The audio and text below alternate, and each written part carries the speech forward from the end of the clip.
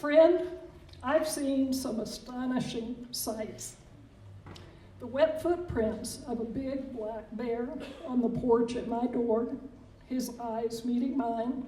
before I remembered to bang the pots and pans together to scare him away. A deer posing in the picture window of the house we were offering for sale in Arizona,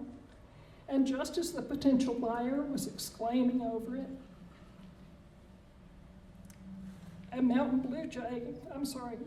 a deer posing in the picture window of the house we were offering for sale in Arizona, and just as the potential buyer was exclaiming over it, a mountain blue jay landing on the deer's back, and together turning their heads toward the woman, looking directly at her, she bowing down in tears, saying, "Please sell me this blessed hound." A tiny bird on a string, held by a tiny Tarahumara Indian girl in the Barrancas del Cobre, the bird flying around in a circle on a string over her head like a kite until a passenger disembarked from the train and bought it to set it free, the girl's eyes smiling. A horror house public hospital in Tlapa, Guerrero.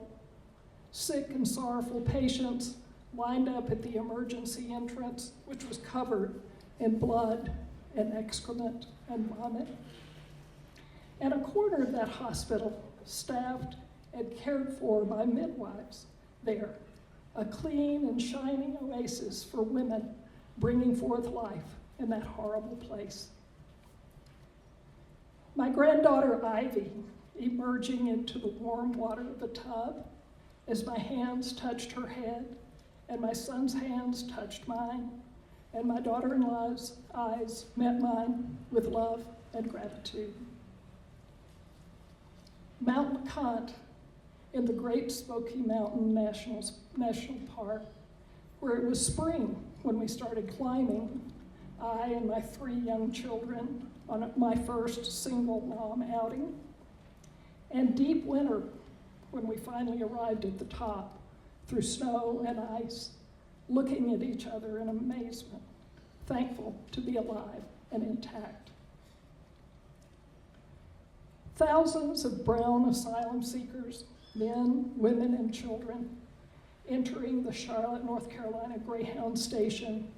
after emerging from the bus they had been on for more than 24 hours,